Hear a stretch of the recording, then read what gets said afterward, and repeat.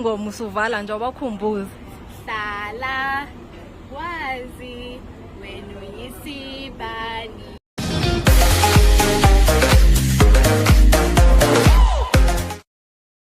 Hello everyone, welcome back to UKHOZI Live Channel. Thank you so much guys for tuning in. Well guys, we are still talking about ingoma ehlukanisa unyaka UKHOZI FM, ingoma esusumsindo, ingoma ka DJ Hlo ethi isibani. Ziningi izinto ezishiwo ngaye nengoma yakhe, ezinye zazo uthi azilona iqiniso. Uthi ke uzobathathela izinyathelo zomthetho bonke ababhala amanga ngaye nalabo ama fake account ku Facebook ababhala izinto ezingabhalwanga nguye or abashiya izinto ezifu zishiwa nguye.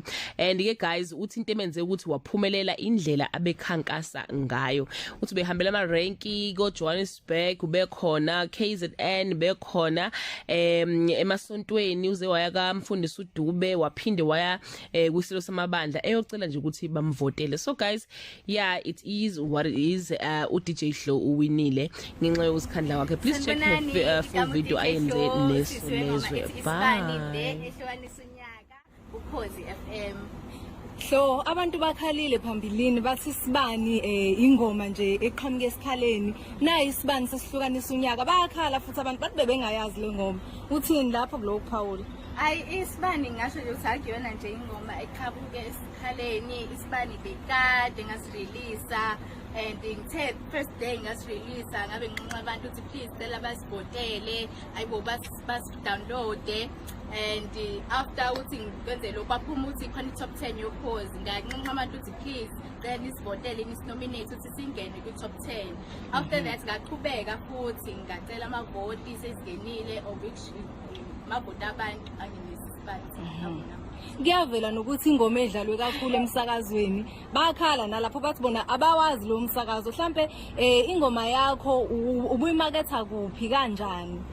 Ingoma yami bengi all over campaigner kupho la ngayanga khona ngiye kwisilo samabandla ngacampaigner ngiye ema taxi ranking ngihambile ngacela umthandazo kumfundisi uDube ngaye eGoli ama taxi rank akhona bengiqida kovale eGoli ayikho guys indawo engayihambanga o Durban station yonke indawo bengikhona ngicela amavoti so ngisebenza kakhulu ngacampaigner ukuze kube khona ukuphumela. Maz uyaziwa kakhulu kweza amabhizinisi kodwa siyakubona futhi uhlala wavundulula amakhono nangu uHlo uvelele ungene kanjani la nisebenze kanjani noHlo nizinfinyelele la? Sisebenze kanzima kakhulu ngijabule nje nokuthi uSihlo avuma ukusebenza nathi. Ziningi izinkampani abengasebenza nazo ngosizo leBulldogs Entertainment okuyiyona eyamrefer kumina ngoba ngila eThekwini unisegoli ukuthi ngimqaphe ngapha sagcina ke sisebenzisana nje ngoba sisebenzisana. Okumnandi ke kunalezi zinto ebizwa ngama radio monitor. Awukwazi ukuthi ungathi ingoma uyazi kodwa iba ku number 2, number 3, number 4 kuma radio monitor.